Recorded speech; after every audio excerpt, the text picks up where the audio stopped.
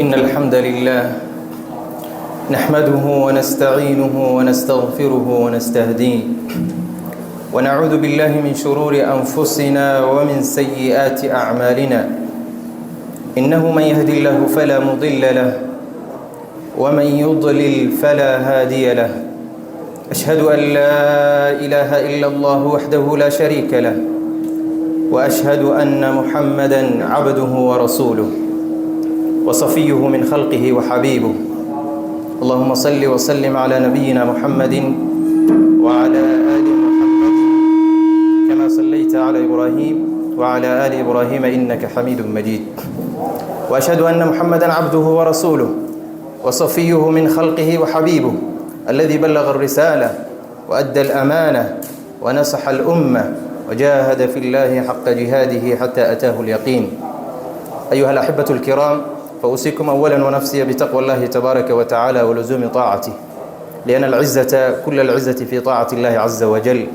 ومن يتق الله يجعل له مخرجا ويرزقه من حيث لا يحتسب، ومن يتق الله يكفر عنه سيئاته ويعظم له أجرا. أما بعد، أيها الأحبة الكرام، كلمتنا اليوم إن شاء الله تبارك وتعالى في هذه الجمعة المباركة الوقف عند آيتين عظيمتين من كتاب الله عز وجل.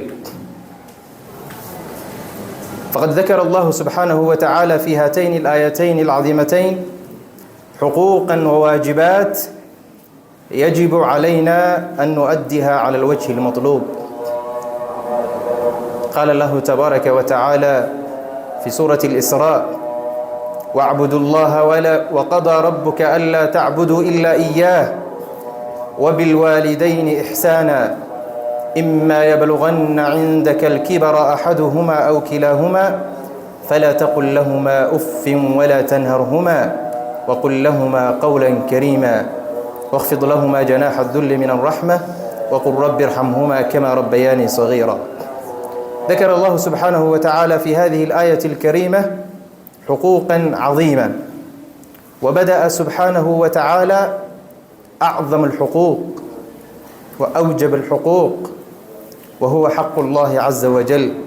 قال تبارك وتعالى: وقضى ربك ألا تعبدوا إلا إياه.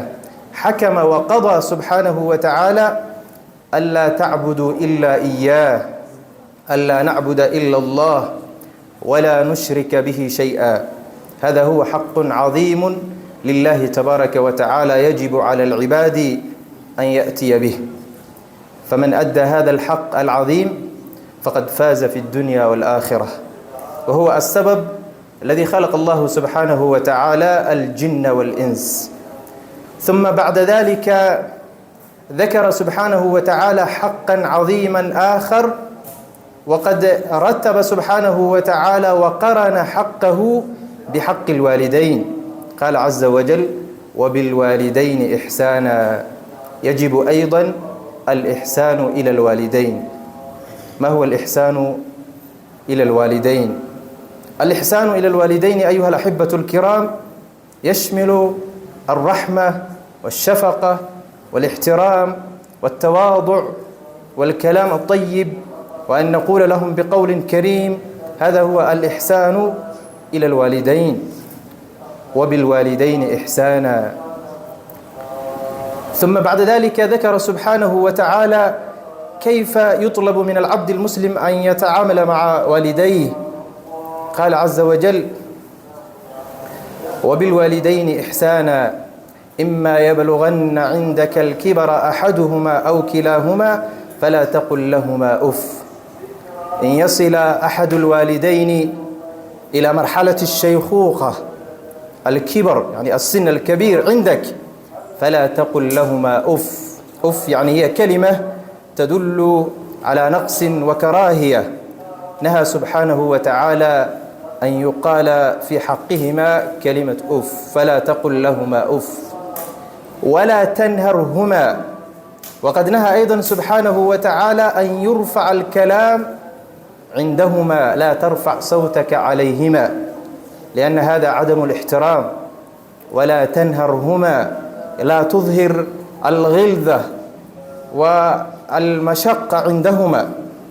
وقل لهما قولا كريما طيبا لينا ولا تنهرهما وقل لهما قولا كريما واخفض لهما جناح الذل من الرحمة وقل رب ارحمهما كما ربياني صغيرا. واجب أن تكون المعاملة مع الوالدين معاملة طيبة مبنية على الاحترام والرحمة والشفقة، ومن حقهما أيضا الدعاء لهما رب ارحمهما كما ربياني صغيرا. وقد ذكر سبحانه وتعالى الآية الأخرى التي نريد الوقف عندها في هذه الجمعة المباركة حقوقا أيضا أكثر من ذلك التي يجب على العبد المسلم أن يأتي بها. قال عز وجل في سورة النساء: واعبدوا الله ولا تشركوا به شيئا وبالوالدين إحسانا وبذي القربى واليتامى والمساكين والجار ذي القربى والجار الجنب والصاحب بالجنب وابن السبيل وما ملكت أيمانكم. بدأ سبحانه وتعالى العبادة، هذا هو الحق الأعظم. واعبدوا الله سبحانه وتعالى وأخلصوا الدين له. والعبادة اسم جامع لكل ما يحبه الله سبحانه وتعالى ويرضاه من قول وعمل ما يكون ظاهرا وباطنا. ولا تشركوا به شيئا وبالوالدين إحسانا. ثم قرن سبحانه وتعالى حقه بحق الوالدين كما فعل في سورة الإسراء: وبالوالدين إحسانا وبذي القربى واليتامى والمساكين والجار ذي القربى والرجال الجنب والصاحب بالجنب وابن السبيل. فعلينا أيضا أن نؤدي الحقوق الجار وكذلك الفقراء والمساكين والصاحب بالجنب والصاحب وابن السبيل وما ملكت أيمانكم. هذه حقوق عظيمة يجب على كل منا أن يؤديها على الوجه المطلوب. نسأل الله سبحانه وتعالى أن يوفقنا إلى ذلك. أقول قولي هذا وأستغفر الله لي ولكم ولسائر المسلمين من كل ذنب فاستغفروه إنه هو الغفور الرحيم. الحمد لله وكفى والصلاة والسلام على رسول الله أما بعد. وقتي أؤاد أقابن أوجيس waxaan dul istaagaynaa laba aayadood ay ku saabsaneed khudbadeena maanta. labadaas aayadood alle subxaanahu wa tacaala wuxuu inoogu sheegay xuquuq iyo waajibaad fara badan la doonayo qof walbo inuu ka soo baxo oo xuquuqda iyo waajibaadka siduu u gudan lahaa waajibkeedii uu istaago. alle subxaanahu wa tacaala wuxuu ku bilaabay xaq aad u weyn, xaqaasoo ah mid alle subxaanahu wa tacaala uu gaar u leeyahay. alle wuxuu leeyahay fi suurati al-Israa: waqadaa rabbuka anlaa tacbuduu ilaa iyaah. rabbigaa wuxuu gooyey, uu xukmiyey, uu jaangooyey allaa tacbuduu ilaa iyaah, inaydan caabudin alla subxaanahu wa tacaala mooye. cibaadada in alla subxaanahu wa tacaala loo gaar yeelo kaana waa hadafka alla subxaanahu wa tacaala uu abuuray jinni iyo insi. waxaa la doonayaa qofka muslimka ah inuu cibaadada alla subxaanahu wa tacaala u gaar yeelo, cibaadadana uu qaato inuu yahay hadafka ugu weyn iyo waajibka ugu weyn alla subxaanahu wa tacaala uu saaray. intaa kadib alla subxaanahu wa tacaala wuxuu ku xijiyey xaqa waalidka oo ah xaq aad u weyn. inuu weyn yahayna waxaa ku tusinaya in alla subxaanahu wa tacaala xaqiisa markuu ka hadlay uu ka dhigay xaqa waalidka martabada labaad iyo xaqa labaad ee la doonayo qofka inuu guto. wabilwaalidayni ixsaana, labada waalidna in ixsaan loo sameeyo. ixsaanka labada waalid loo sameynayo waxa weeyaan in aad tusto ixtiraam iyo tacdiim iyo weyneyn in aad tusto.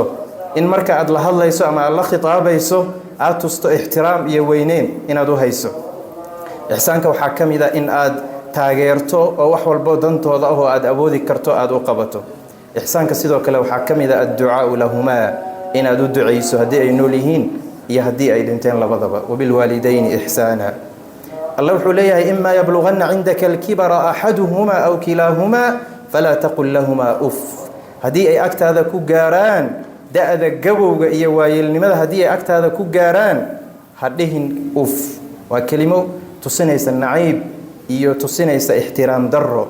haddii kelimad uf laga reebay, wax walbo taa ka weyn ama ka soo harayna ayada ayaa awlo u ah in laga reebo.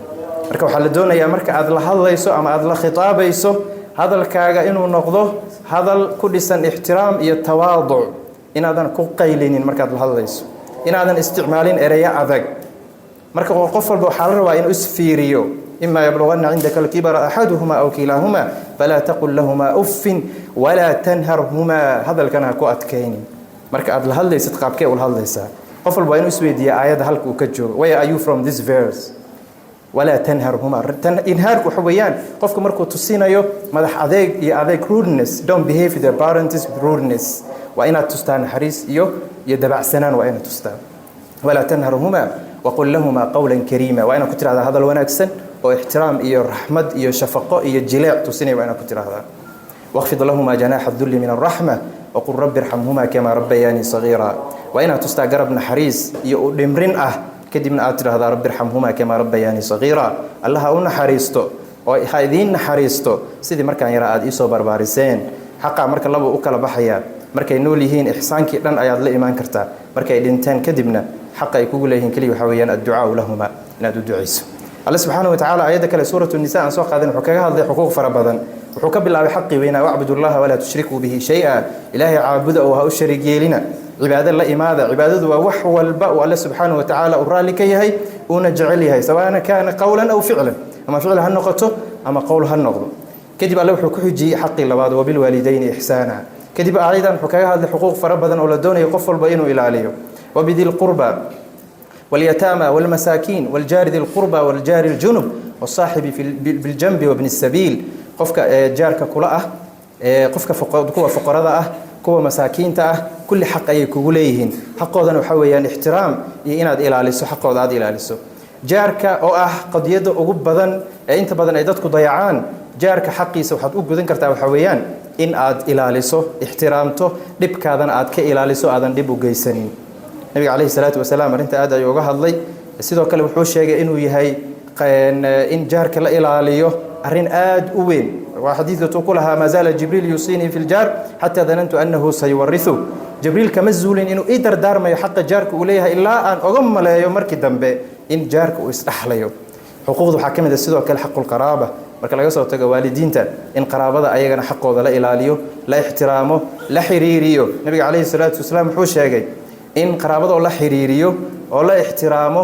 ayadana ay kamid tahay waxyaalaha ilaahay qofka cimrigiisa uu ugu barakeeyo rizqigana uu ugu barakeeyo nabiga kaleey salaatu wasalaam wuxuu leeyahay man ahabba an yubsata lahu fi rizqihi wa yunsa lahu fi athari falyasil rahimah qofkii doonayo in rizqigana loo fududeeyo إرزاقه ينولش إلهي واسع ودقه سيدو كلا عمريسن إلهي وبركيه فليصل رحمه رحم كيسا حريريو marka waxa la doonayaa waqtiga gaaban awgiis qof walba in uu istaago mas'uuliyada ayada ah sidoo uga soo bixi lahaa qof walbana xaq hadda qaabka u gudan karo inuu guto martabada waxay ku xiran tahay hal hadba ma halka taagan tahay iyo awoodaada ku xiran tahay حق والبنا وأنا سيديس أسوق جدتها وحكسو جبيننا وأنا أوجات قف والبنا أوجادا إنه جرو حق لو وين ومد لنا يقول هذا هاي كان وحويان إن أد نقطك مد ومد أنفعه نبي يقول لي خير الناس أنفعهم للناس دتك حقون هو خير بدن مد كدتك أقول نفع بدن له دتك وحكسو كردي وحكو نفع علمها أتو أقونها أتو قالها هذا بالشدة إن أد وح نفع لكسو كرديسو لكن دبك هذا آدم كسو كرديني كحرجنا إن شاء الله تعالى إن الله نفض ضمان حقوق أيضا أحسدنا وجودنا نسأل الله سبحانه وتعالى التوفيق والثبات عباد الله إن الله يأمركم أن تصلوا على نبيه وبدأ بنفسه وما زال قائلا قال عز وجل إن الله وملائكته يصلون على النبي يا أيها الذين آمنوا صلوا عليه وسلموا تسليما اللهم صل على محمد وعلى آل محمد كما صليت على إبراهيم وبارك على محمد وعلى آل محمد كما باركت على إبراهيم وعلى آل إبراهيم في العالمين إنك حميد مجيد قوموا إلى صلاتكم الله أكبر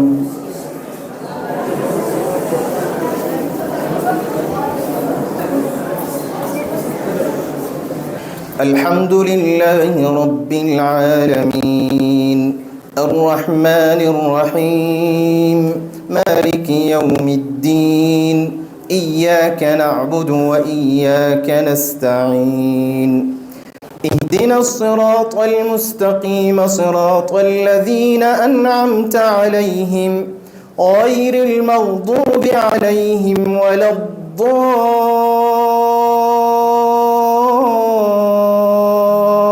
الضالين آمين.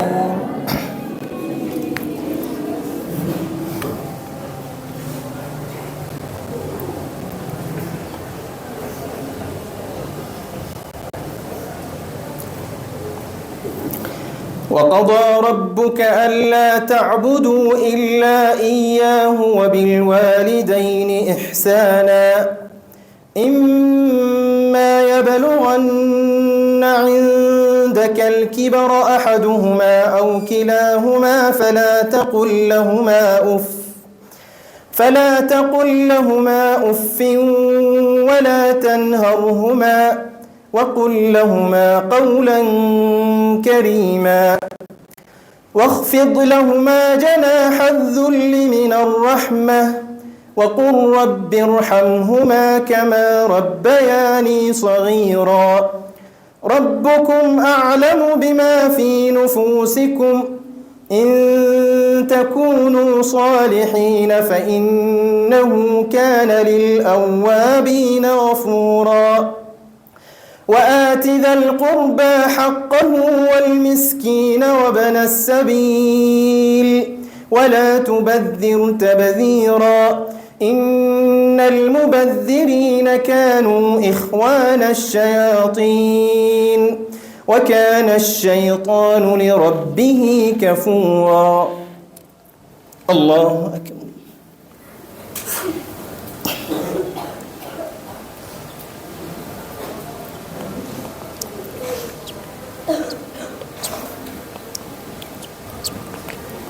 سمع الله لمن حمده.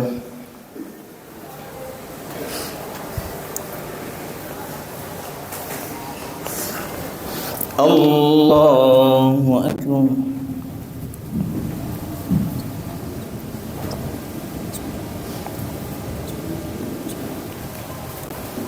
الله أكبر.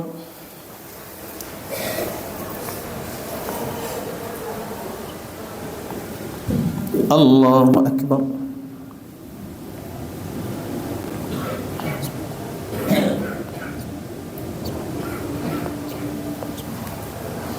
الله أكبر. بسم الله. الحمد لله رب العالمين الرحمن الرحيم مالك يوم الدين إياك نعبد وإياك نستعين اهدنا الصراط الذين أنعمت عليهم غير المغضوب عليهم ولا الضالين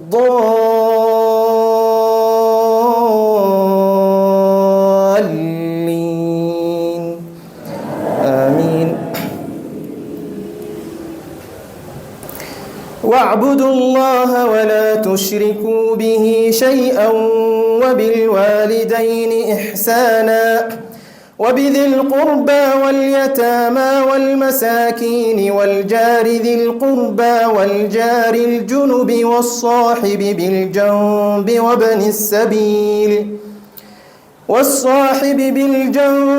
وابن السبيل وما ملكت أيمانكم إن الله لا يحب من كان مختالا فخورا الذين يبخلون ويأمرون الناس بالبخل ويكتمون ما آتاهم الله من فضله وأعتدنا للكافرين عذابا مهينا. الله أكبر.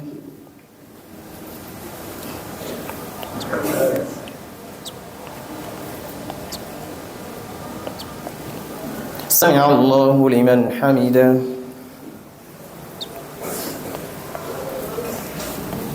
الله أكبر.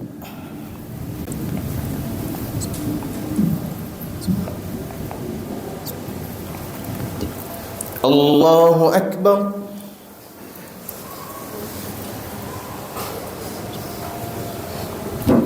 الله أكبر.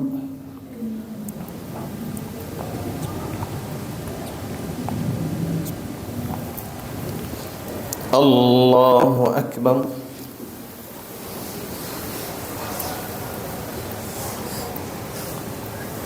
تحية لله الصلوات والطيبات.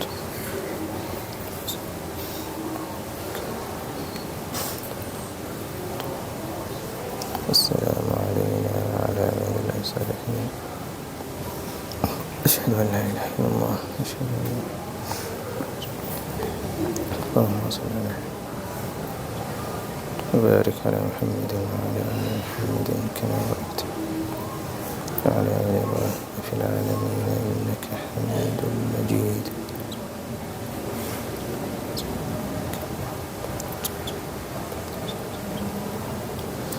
السلام عليكم ورحمة الله.